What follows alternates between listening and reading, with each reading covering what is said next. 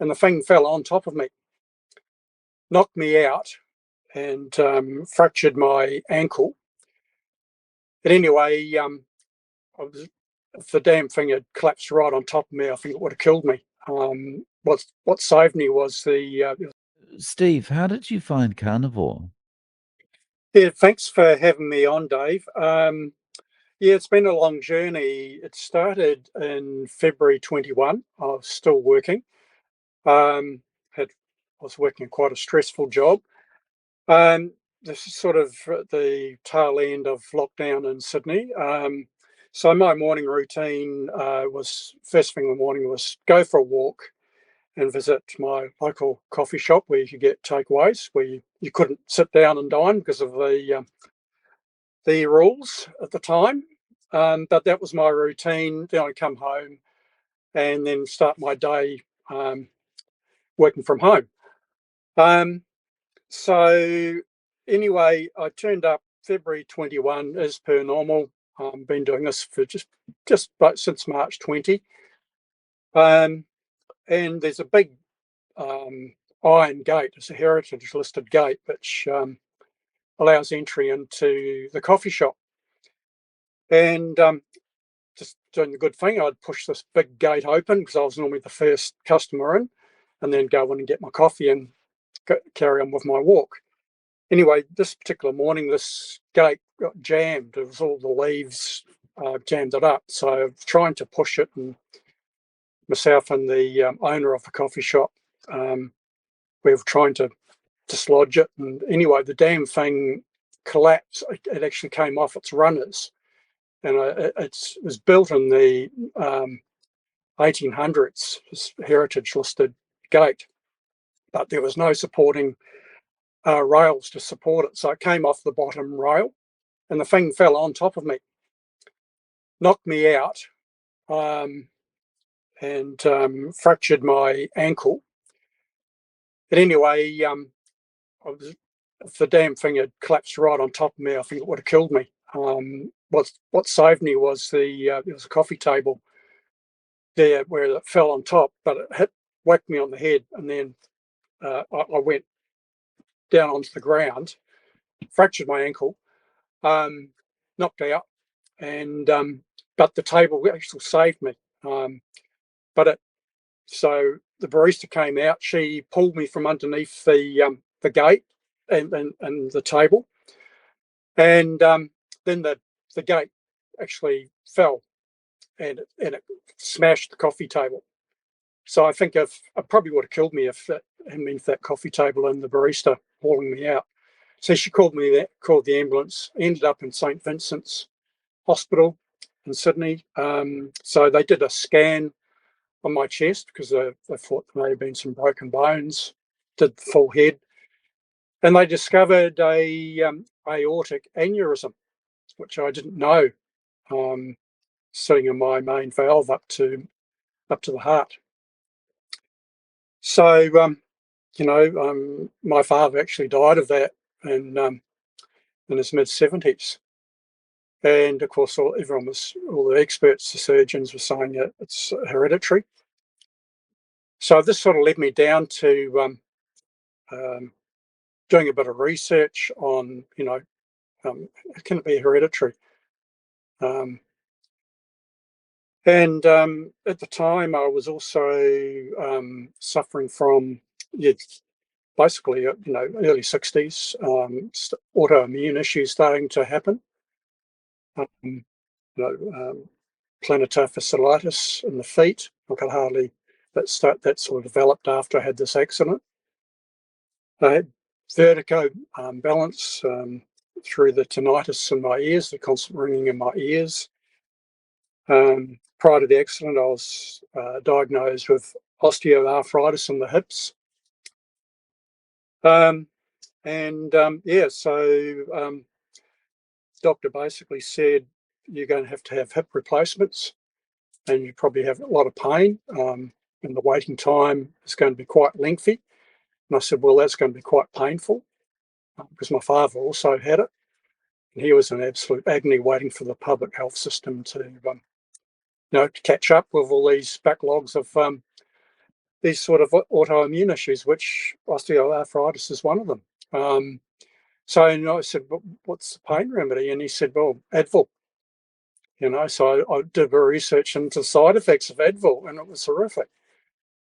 So it sort of, and as all these autoimmune issues were developing, work was becoming quite intolerable. I was developing vertigo and balance issues.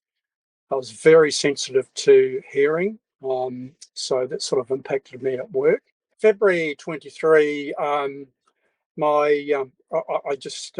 resigned from work because all these issues were really sort of impacting me. I was very sensitive to noise through the tinnitus. Balance issues was resulting in nausea. So anyway, I just couldn't handle it anymore. So I resigned. So my key goal was to find out how can I resolve all these issues and get my health back on track, because I've got the rest of my life. I don't want to be a cripple in retirement. I want to enjoy my retirement. So anyway, got Dr. Google and YouTube, and I started off. I found fasting. At the time when I resigned from work, I was skinny fat. I was 85 kilos. Skinny fat. I had a lot of peripheral fat around the tummy, but skinny, all the rest of it. And that was hiding some issues there as well, hiding a kidney stone that I didn't know about. I was wondering why I was getting sharp pains in my stomach. But these issues were starting to build up. So I started this journey and came across fasting. So I started fasting and started going to the gym, but there was something that wasn't quite right. And when I started going to the gym, I started getting a rotator cuff issues, and I was dealing with the plantar fasciitis. So I was going to see a podiatrist, and he put me through this agonising pain of ultrasounds in the bottom of the feet, absolutely painful. But at no stage did my GP or the podiatrist or the physio mention diet. What was I eating? I was following the standard, Mediterranean diet. I thought I was eating really healthy, but little did I know that, all the vegetables that I was eating were building up in my joints, the oxalates. And it was building up to a kidney stone, oxalated calcium kidney stone. So, so I came across Sally Kay Norton, Dr. Chafee, and then things led to Carnivore. I went to keto first, keto with the fasting. Then my weight started coming off, really started to, so I went from 84 kilos down to 74. So I lost 10 kilos just on through fasting and ketovore. But there's still niggly little things that were, sort of impacting, my health. I wasn't feeling quite right. So, end of January, there was the Carnivore challenge of this year. So I'm going to go full Carnivore. I came across your channel, started following all these stories, and I've been now a full Carnivore for nearly 9 months. I feel fantastic. I'm active. I can sleep. I'm sleeping 7 hours, 7.5 hours. I'm getting up once to go to the toilet. Previously, I was getting up 3 or 4 times due to my large prostate. I believe and they found I had enlarged prostate when they removed the kidney stone. And and after that operation, that was horrific. Um, the aftermath when that stone came out, it was sheer agony until things started to heal after that operation. I promised myself I'm not going back into a hospital. All in the meantime, I had the back of my mind, I had this aneurysm. So yeah, so that was the catalyst to look at changing my doctors.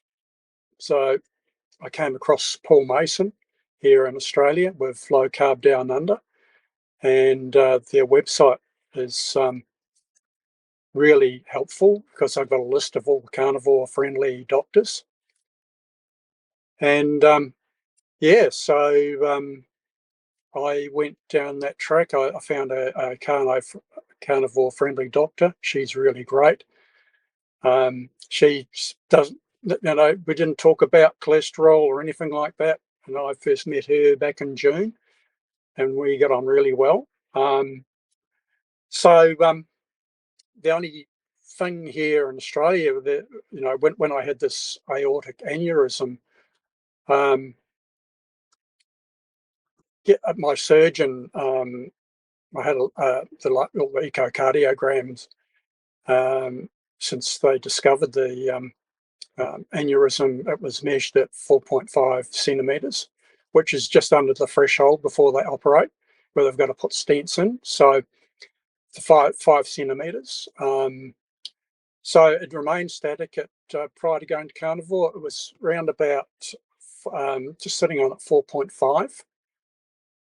And so I was due to have another because annual checkup at 4.5 centimetres. There's an annual monitoring of it just to make sure that it's sitting at below the range. So my surgeon, she said basically, well, you're at 4.5 centimetres. There's no need to see me again. So you just need to get your GP or a cardiologist to monitor it for you. So here in Australia, GP can't get a echocardiogram. You've got to go to a cardiologist. So she said to me, "Well, there's no friendly cardiologists here in New South Wales or Sydney. There's only two in Australia." But she said, "I can refer you to a vegan cardiologist." I won't mention his name, but he did have a debate with Anthony Chaffee. So I said, no, I'm not going to see him because I know where that's going to end. So I went to another cardiologist she referred to in Sydney, and he sort of sits on the fence about low carb diets. So, but I couldn't see him until March. So I went and saw one of his colleagues. May have been a mistake. Didn't know that she was, quite anti low carb, particularly red meat diet. Anyway, we did the echocardiogram, and the measurements of this was in September. The measurements of the aneurysm dropped from 4.5 to 4.3. So clearly, the carnivore diet has had an impact. It hasn't, because an aneurysm, it sits on the main valve, the artery, and it's like a balloon. And if that pops, it'll kill you if they can't. It happens within half an hour if you can't get close to a hospital with the right facilities. It's a highly specialised area of surgery. So yeah, so it's dropped. The size is gone. So I definitely know I'm on the right track. But I had an interesting conversation post the echocardiogram with the cardiologist, and she asked me what I was eating. So that was positive. But then I told her, and she said, "Well, you've dropped all this weight, and by dropping all this weight, that's why the size of the aneurysm has come down." And so I said, really? I said, I'm not inflamed. And she said, you should be dropping red meat altogether. And she said, did you know that causes cancer? There's studies. I said, I know about that study. I said, it's flawed. I said, you know, um, it's been funded by vested interests. So we're not going down that track. And I said, there's plenty of case studies where people have been eating red meat for, for centuries. It's part of our diet, our proper diet. And I said, I eat plenty of fat. And she said, oh, well, you should be eating salmon. I said, what? Here in Australia, you eating farmed salmon in Australia, that's not good because salmon farms, they feed all their fish, soybeans. Uh, they inject the salmon with dyes to make it look red and look healthy. I said, we're not going there. And she said, oh, mate, you should be going on to fruit. I says, really? What sort of fruit? Oh, apples. I said, did you know apples is got full of fructose? And it's equivalent to eat one apple is drinking like a can of Coke. Then she clearly, I said, well, clearly you don't. You've got no idea about nutrition. So politely, I beg to differ. I'm going to continue to carry on. It's worked for me. I said, the diet that you're promoting has got me nowhere. It's got me where I ended up with all these autoimmune issues. So I went. That's where I ended up. So these autoimmune issues now, from the beginning of the year, the rotator cuff issue is gone. I went to physio. I spent over $1,000, going to the physio, and just couldn't resolve it. Physio sort of helped, but this right shoulder rotator cuff issues is gone, and that was due to all the oxalates in the build up in the shoulder. It just, and I couldn't sleep on it. It impacted my sleep. I had to put a pillow between my partner and myself so I wouldn't turn over, and because I naturally sleep on my right shoulder. Now I can sleep on my right shoulder right through the night. It's It's just just fine. life-changing stuff, right? It is, and because I'm sleeping better, I'm getting a good 7.5 hours, 8 hours sleep, just getting up once to go for a pee, and that was what I was doing in my early 30s. But the sleep is just so solid, it's just unbelievable. My hip issues, I can walk, I'm cycling, I'm getting out and about, doing the stuff I love, hiking. I'm taking up my photography again, wildlife and landscape photography. It's just it's a new lease of life. I'm just so, I'm loving life. It's so nice to get to the point where you actually, you have, I don't know, you want to call it like vim and vigor or energy for Yeah, things again, right? yeah. I'm sharp. I'm sharp as. And now I'm thinking, well, I retired too early, because I love my job, what I was doing, but it just all these issues I had, it just got to me. I was totally worn out. And I think I made a mistake in retiring. I wish I had known about this whilst I was working, because it's just anyway. It is what it is. But it's given me the time to pursue all my interests now. I'm seeing Australia. I'm in my van. It's so great. And look, I really, I've got to call out to these other people beside yourself who are doing so much. I've got to call out Dr. Anthony Chafee, um, Ken Berry, um, locally Gary Fedke, and the establishment, how they treated him. It was just appalling. His story, it's just we're really up against the establishment and vested interests in this country and in the Western world. We really are. Paul Mason, he's another good guy. He's just, yeah, Tim Noakes, how they treated him in South Africa. Sean Baker, as I mentioned before, Sally Kane Norton, Nina, can't pronounce her name. I've struggled with her book on fitness. Coach. That's it, yeah. It's just great, and the community here in Australia now, you're starting to see things here. You can go and buy stuff that is carnivore friendly. Like there's a store down in Wollongong in on the south coast. It's Carnivore online, and they sell all sorts of carnivore friendly products.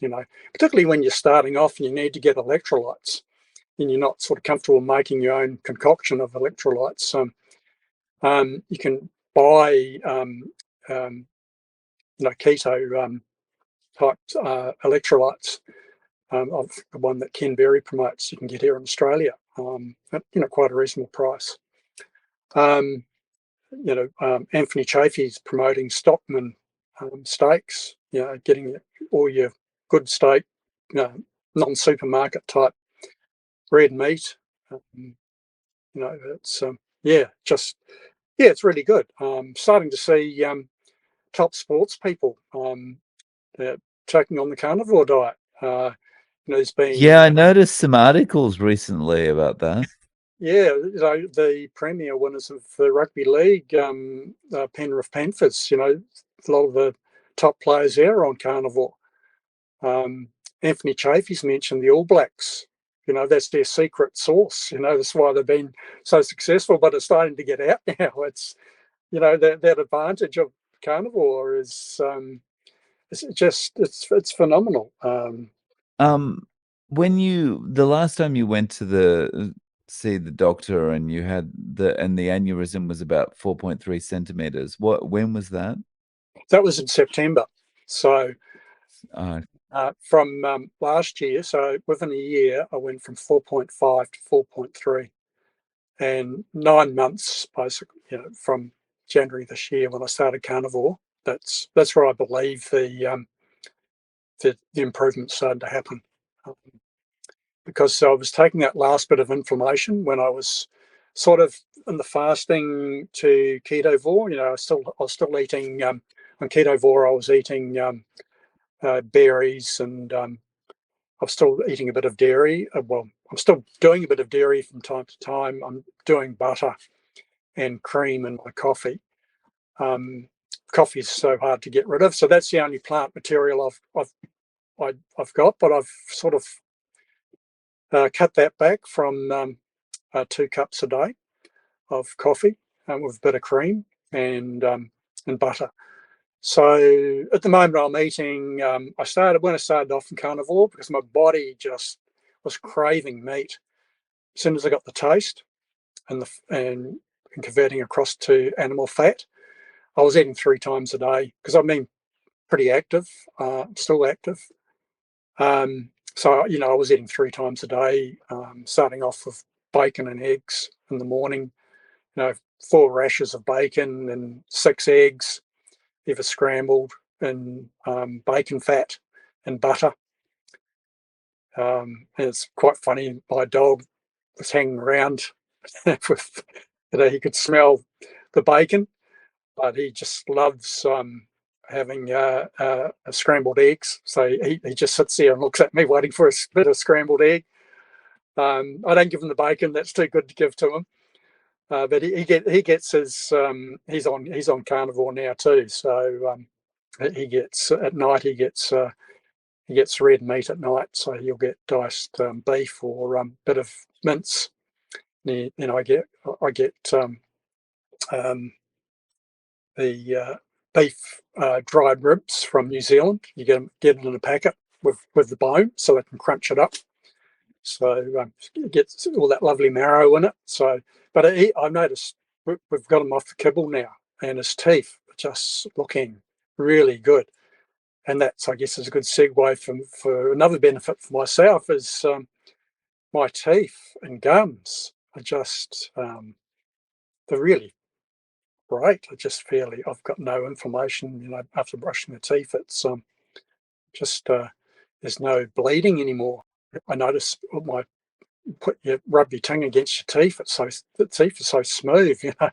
The smoothness on the skin is just great.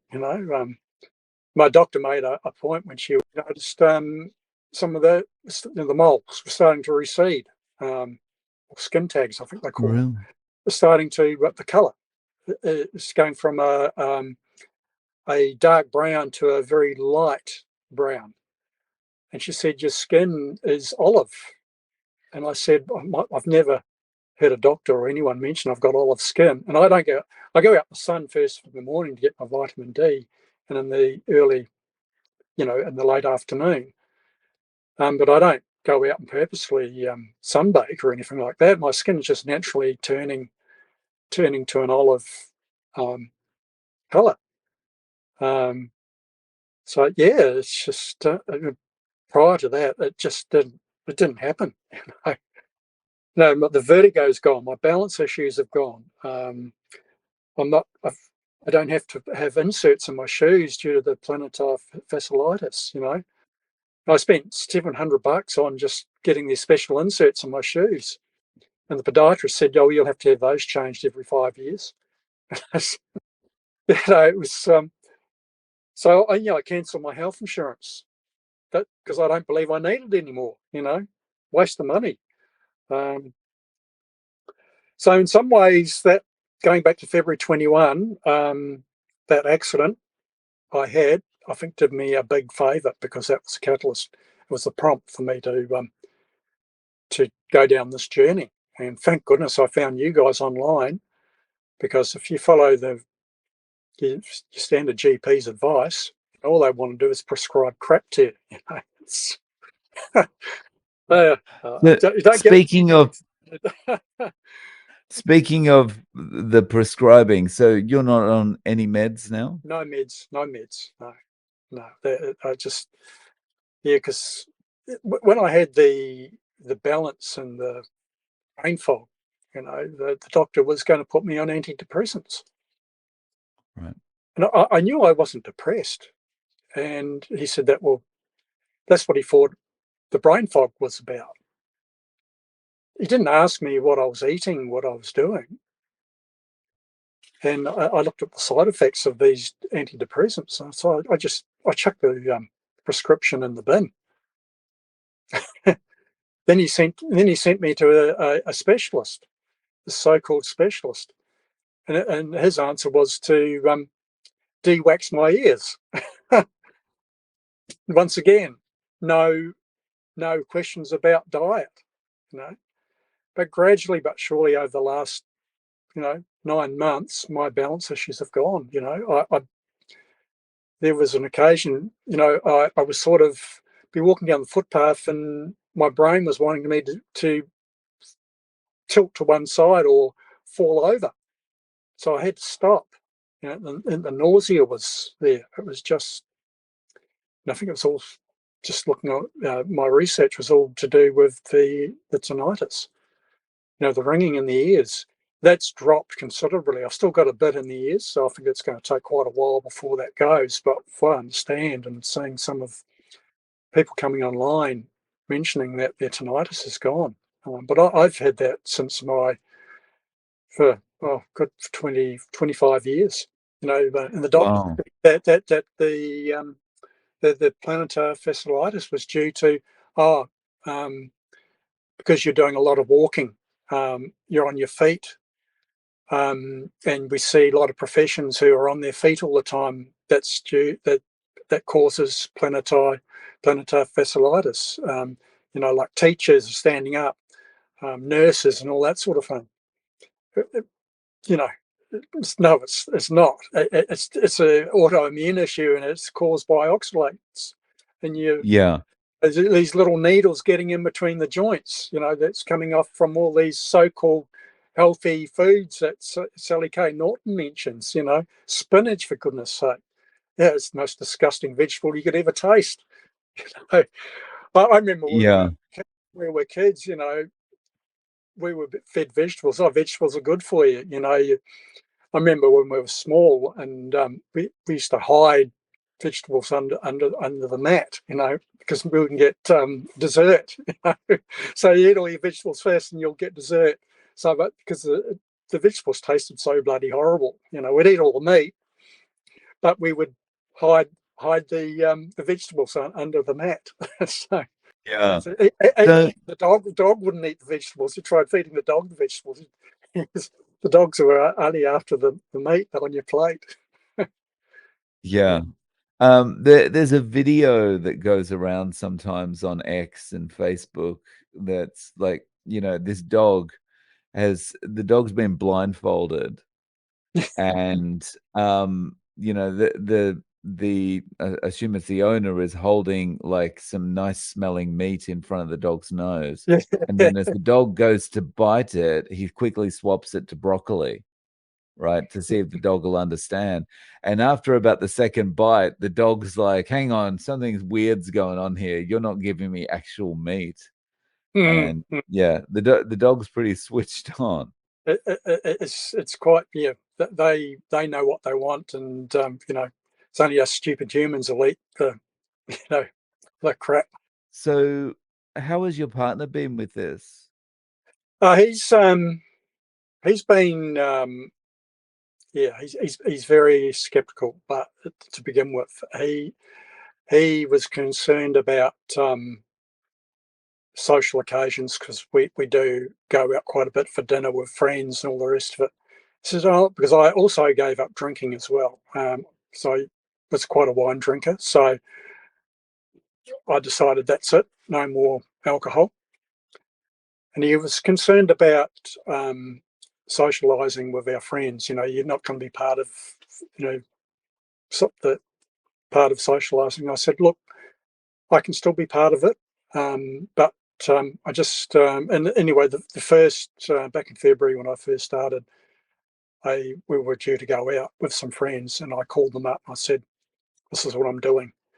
I said, "Don't be concerned that I'm not drinking, and I'm going to order meat. That's it, and I'll be asking the waiter of my steak to not to cut the fat off it, and asking them how they cook the steak, not in seed oils or vegetable oils. It's got to be in fat, or use the steak's fat to cook it in, just to not cause any offence or anything like that." So I warned them, and that worked a treat, you know.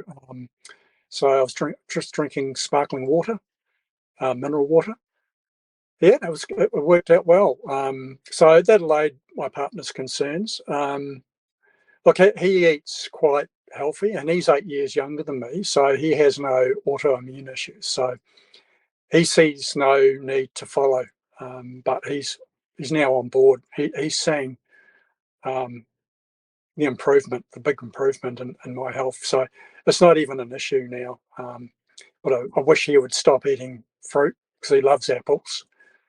Um, so yeah, and he also eats sourdough bread, which is the good bread. So, but he's not a big bread eater.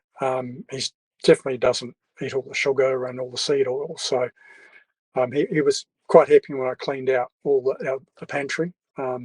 So, because I had a sweet tooth prior to going to, whilst I was having all my issues. I'd be eating jam, and we were using margarine for spreads, and all the bad stuff, and then switched to butter. It's funny enough. 25 years ago, for 6 months, we both did Atkins, and we really looked good. Our health was good, and then gradually we started seeing all this stuff coming out about Atkins, and so we drank the Kool-Aid, if you like, and we went off it. I wish we hadn't. And then Carnivore came up, and God, that's what we used to do back. That's what we did back in 2000. You know, so So that's very similar timing to me, because when I discovered Atkins, that was 2000, and Yeah, the other people that discovered Atkins were the media, and they realized it was good clickbait, and that, yeah, or not clickbait, but like bait to get people to watch their segments on the news and stuff like that, and read the newspapers. So they were all like poo-pooing Atkins like crazy. yeah. Yeah. It was just, yeah, it was a funny time back then, but I wish, I think the vested interests, started poo-pooing it, and so that's where that ended, unfortunately. But yeah, now on the right track. Thank goodness it's one good positive plus for the internet and YouTube and Dr. Google, if you like, because yeah, it's just still this all these resources. Steve, is there a way people can reach out to you? Do you have any social media or any way of getting in contact? No, I've gone off. I was on Facebook years ago, but went off that. Just became too much. So no, I'm not on social media. The I guess if anyone wants to contact me, my email address. Yeah, just use my email address. I think I've provided that, so put that in the show notes if you like. Yeah, Yeah, no worries. I'll include the email below.